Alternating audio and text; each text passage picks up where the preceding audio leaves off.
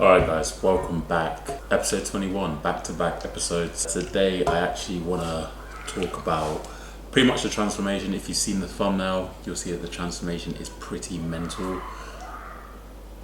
I just wanted to talk about my journey through deciding to go through a prep. I haven't really spoken about why I've gone into this prep and actually really the journey of going through this prep and my decision making and things that have changed, circumstances that have changed, protocols that we've run.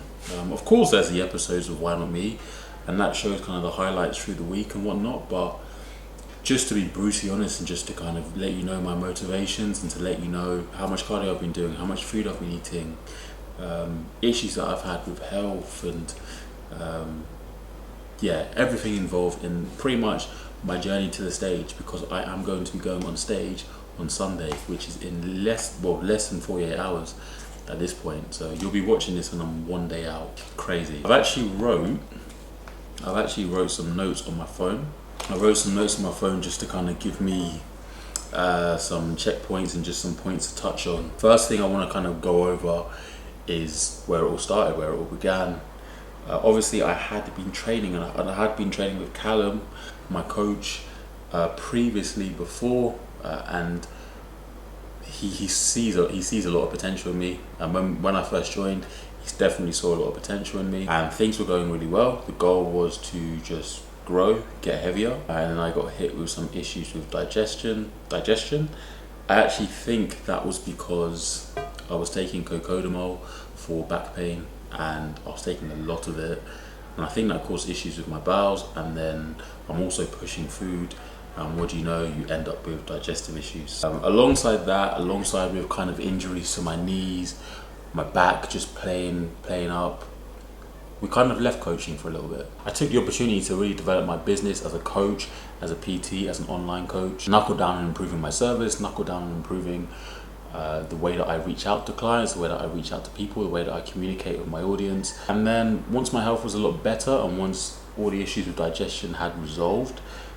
I pretty much went back to Callum, and the desire to compete was always there. It was always kind of there, but these little things were kind of just getting in the way. Just bullshit was just getting in the way. And this time, when I knew as soon as I joined Callum, it's in one of the episodes of Why Not Me, I had a phone call with him, and we just discussed kind of plans going forward, and we had a bit of a window. We had a 5 or 6 month window to really push on some tissue. And I think this is really what worked well for me, was him saying to me, right, we've got 5 months, let's drive on as much as we can within 5 months, and then we're going to pick these show dates, we're going to compete in September. Just providing that pressure. If I'm not ready and if I haven't got this done by then, it's almost been like a waste of time. So we had about a 5 or 6 month window just to gain some mass and gain some size. We had a phone call, we discussed, I rejoined, and then we went into lockdown again. But this time it was different. It was very, very different. The first lockdown in the UK, I kind of started off pretty well with training. Like I was training at home in my kitchen and whatnot, and then things just fell off. They just were not the same. I lost my flow, I lost my consistency. And then this second lockdown that began in October time and ran through all the way to December, I knew that I wouldn't be stopped. I knew that I would not be stopped. I'd literally just joined Callum, the country went into lockdown, gyms were closed. I actually, essentially, once the lockdown was announced, I went to Scotland with my girlfriend, because my girlfriend's from Scotland. We literally went to Scotland, and I stayed there for a whole month and trained there, kept to the protocol. And because in Scotland, gyms were still open and whatnot, and I was just fortunate enough to be in a position where I knew somebody who was from there and had accommodation there. Gyms opened in December and I returned back. That was all good, returned back to the gyms. Things get to the new year, I'm in the middle of my off season and the gyms close again. The gyms close again, so it was literally, I get back, I'm a little bit bigger, I've gained some more weight, things are going well in Scotland, come back to work, and then a month later after Christmas, everything again in the country goes to shit. But still, the one thing in my mind, I could not be stopped. I knew it was just different this time. It was really different. I honestly think they could have just never opened the gyms again for like 3 years. I would have just found a way. It doesn't even matter what would have happened. I was always going to find a way. And it was weird. It was like this obsessive drive. Because I knew that come September, later that year, there will likely be shows. There will likely be things going on. Things will likely open up.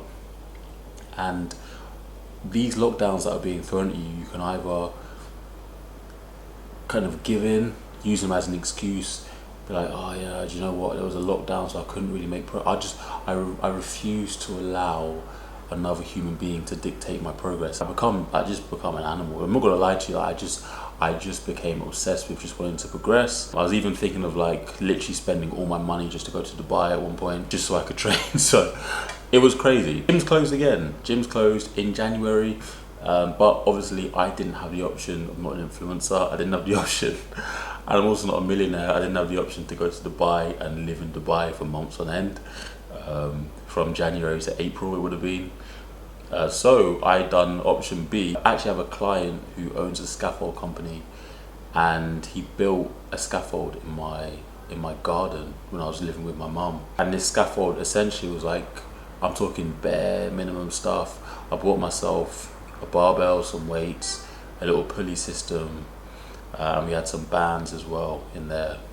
And we're talking like very basic setup, just literally just metal bars and a barbell. And I was pretty much doing my routines in there. So Callum kind of inputted a little bit with the programming, but things were very, very basic. I was literally doing exercises such as like bench press, front squat, lunges, Romanian deadlifts, and then kind of arm work like dumbbell curls, tricep extensions on the pulley. And a massive factor of this was my training partner Ash. Oh, fucking hell. Quick 3 plates for my next round. Boys, let me jump in. What, you man got a gym, yeah? That is actually... I ain't bench this lockdown. And the maddest thing is about this, is every time I look back it just looks crazy because we just look like madmen. We look crazy. Show me this shit. Drive it up. Up. Good, let's go. Up. Good. Come on. Come on. Yes, come on. No, come on. Up. Good. Come on. Come on. Drive it up. Let's go. Double. You're fucking done. Let's go. Up. Up. One more. But we made some of the best progress in terms of our strength and our physiques training in the scaffold. And the thing is as well, we'd literally meet up. It'd be like almost every day or at least every other day we'd meet up. We'd hold each other so accountable. We'd hold each other so accountable to the training, to making sure we're getting stronger, making sure, hey, did you get all your meals in? I hope you didn't miss any meals today. I hope you've done this. I hope you're ready. I hope you got enough sleep. I hope that everything that we've done, because obviously there was nothing else to do as well. There was no distraction. Eat your meals, get your work done with clients. And then what we've done is usually after like 4 weeks, like 3 or 4 weeks, we'll take a deload. Because of the exercises that we were doing, the freeway exercises were so taxing. They were so just brutal on the body. We had to take more frequent deloads. We found what was best is just completely taking time off, so like taking 4 days away and then getting straight back to it. And with these basic movements, it kind of just shows you what it really takes to build a physique, because all we done each week was just gradually build up the amount of weight that we were using or the amount of reps that we done. And there was a lot on the line. We put a lot of pressure on ourselves to be better every single session. And it was almost like an anxiety filled scaffold every single day when we trained, because we put a lot of stress on making sure that we were better than the last session, and it was really good. One thing that I do regret is not documenting that process as much as I did, because now as I'm like literally a day out at this point, it's just so, it was just such a significant moment for me in terms of training and just making progress. I definitely should have documented it a lot more. Anyway, so I'm in the middle, well, I'm pretty much at the height of my off season at this point.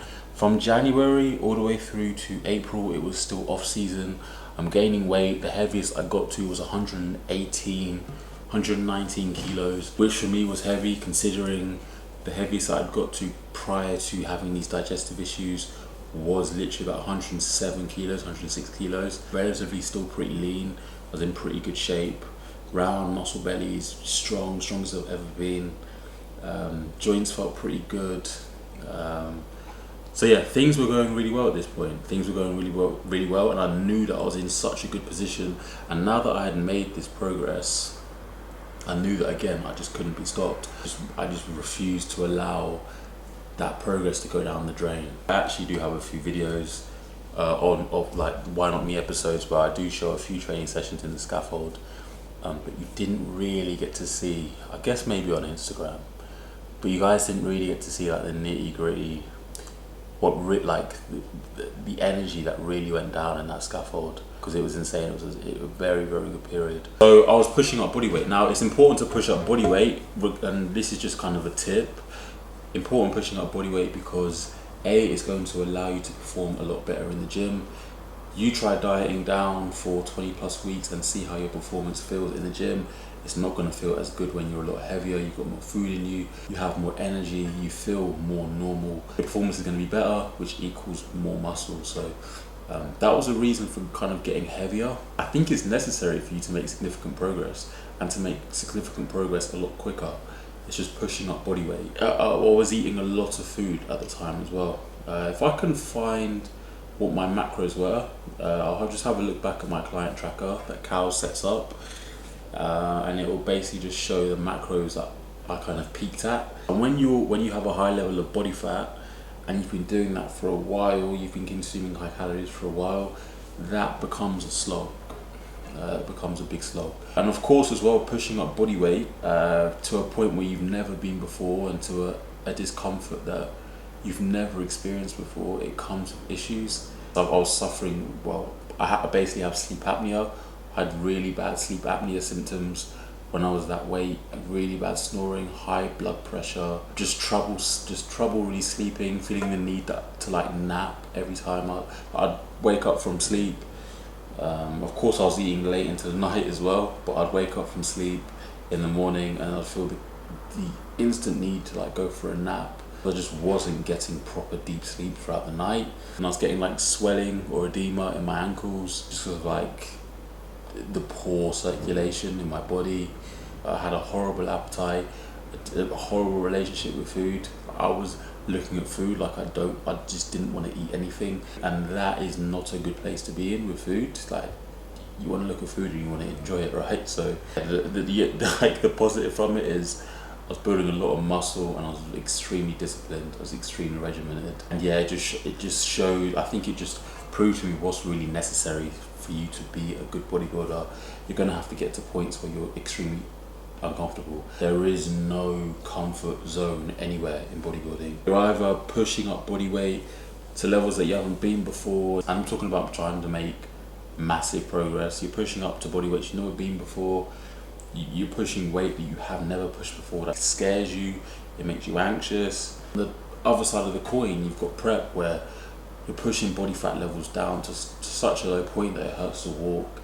You've got no energy to even like tie your shoelaces, or if you drop money, like you just can't be asked to pick it up. But yeah, anyway, and then it came to April, I think it was April 12th, and then the gyms opened. I got back into the gym environment, and I was training with Ash in the gym environment, and we were moving weight in that gym that we just, before the lockdowns, we were not even close to doing anything like that in the gym. All that work that we'd put into the scaffold, we walked back into the gym, and it was just almost like a comfortable environment. We'd been training like in the snow, we'd been training in rain, horrible conditions, not great equipment at all. And when we walk into a gym that has all these weights and whatnot, and we just made so much progress. And yeah, that was pretty much my off season. So it was most of the time I spent like 4 months in a scaffold, and prior to that I was in Scotland only really had a small amount of time in the gym. But it came towards the end of April and we dropped the hammer in terms of prep. My first ever diet, the first time I'd ever really thought, okay, I'm going to drop body fat. This is it. This is the first time I've ever even thought about doing that. I've always been in a position where I've needed to try and gain weight, or my goal's been to gain weight. Luckily for me, like the gyms had stayed open at this point, so I'd now put myself in a situation where I'd made that progress outside the gyms when they were closed, and it was almost being like the stars had aligned, and the gym gods, they kept the gyms had stayed open. I also returned back to work in the gym. At the time, I was working. Not only was I just running my business in terms of personal training and online coaching, but I was also putting in hours for a gym, for Pure Gym.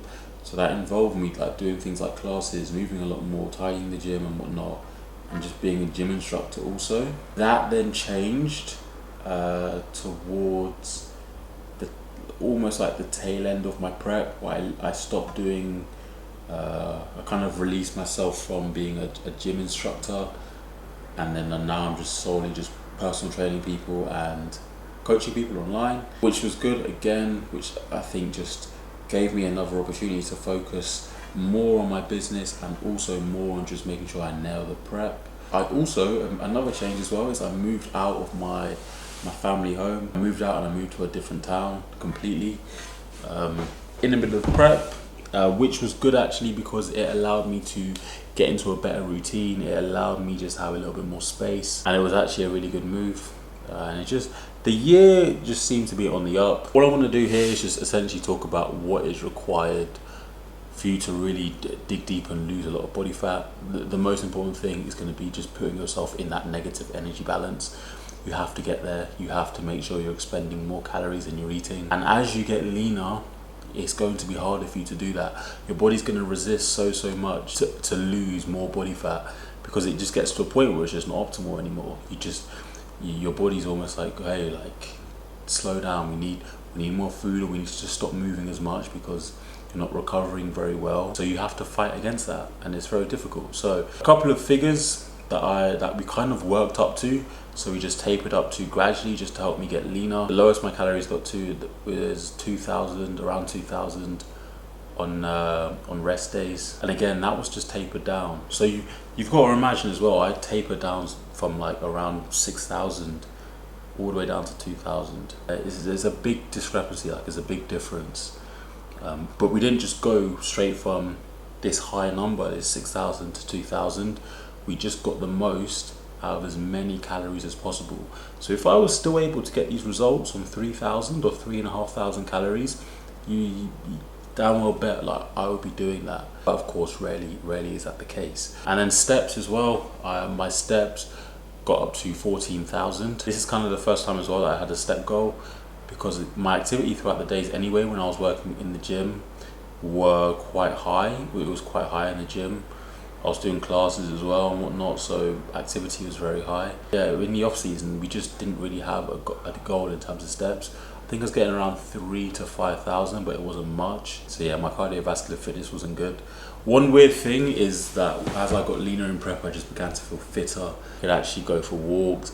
I was doing 14,000 steps, and then also as well with my cardio worked up to 30 minutes on the Stairmaster every day aside from leg day. And again, it's weird looking back at this as I'm one day out. We kind of dropped cardio out a week and a bit ago, but just gradually working my way up to doing 30 minutes on the Stairmaster, which was pretty tough. But as I got leaner, the treadmill, it was almost getting to a point where I would have had to have run to get my heartbeat or my heart rate up to a certain level, which would not have been ideal. Like, I don't want to be running on prep. I don't want to be damaging my knees and hindering my recovery, because the priority is just holding onto my muscle. So I need to make sure I can perform in my training. So we transitioned to the Stairmaster where we got up to 30 minutes. As you get leaner and as it gets harder to keep yourself in that negative energy balance, you have to just push a little bit harder. You have to change certain things. You have to make sure you keep moving. One other thing that we utilized as well was a weighted vest. We used a weighted vest to essentially just put me at a heavier body weight so my body has to expend more energy for me to keep, when I'm moving, when I have to keep moving. So I was doing 6,000 steps a day in a weighted vest, which weighed 15 kilos, which put me at a similar weight to my off-season weight, which is funny because it actually made me realize how much I weighed in the off-season. So that's essentially it. We have been running through this prep. A few things that I have noticed that have been a struggle in this prep, and the most difficult thing, I've touched on a few things like on one of my videos where I mentioned about the struggles of a prep, but one thing that has really hit me is being like, you just don't feel yourself sometimes. Like when you're really pushing food and you're taking your body to a place where it's uncomfortable, like it's not a comfortable diet, it's not just a small fat loss diet, it's a huge deficit, and it's an extreme deficit. When you're doing that, you just get to a point where it's almost like an out of body experience, like you just feel very distant. The last week I had to take off a few days of like PTing because it just gets hard to, and obviously this is the first time I've competed as well, it's the first time I've prepped. I'm sure as I go through it over the years again and again, I'll get more used to it and I'll understand the feelings of bear and I'll be able to handle it a bit better. When you have loads of things to tick off like steps and you have loads of things to tick off like cardio and your food, and there's a lack of social interaction with people in terms of going to events like food and whatnot, and feeling heavy on your feet when it gets to midday. But we are so close now, and I'm very, very proud of the work that I've managed to put in. I did initially say that, you know, I really want to do well, and I'm a competitive person. Anything that I enter, obviously I do it because I want to win, but at the same time, this is my first competition. I'm just very proud of the work that I put in, to be honest with you, and my main motivation at this point is really just trying to be an incredible representation of like discipline, and just be a great leader to my team and my clients. Show people that when you say you're going to do something, you go and do it. I just want to be a good leader for my brand, for my team. Just a good example, because it's all well and good being a coach and whatnot, but can you really prove that you can say you're going to do something, and can you stick to it, and can you put everything into it and be a prime example of this is kind of what this brand and this team represents. Yeah, I think that's really important as just a coach. Yeah, that's pretty much it, guys. There's going to be photos and some videos scattered in on this video, but I hope you're good. The next video you're going to see will be the show day vlog. Yeah guys, we are one day out when you see this video, so hope you're good. Make sure to subscribe, because this ride of YouTube videos is going to continue after the show, throughout the off season. I'm really loving making content on YouTube at the minute, so yeah, have a good one, and I will see you for show day.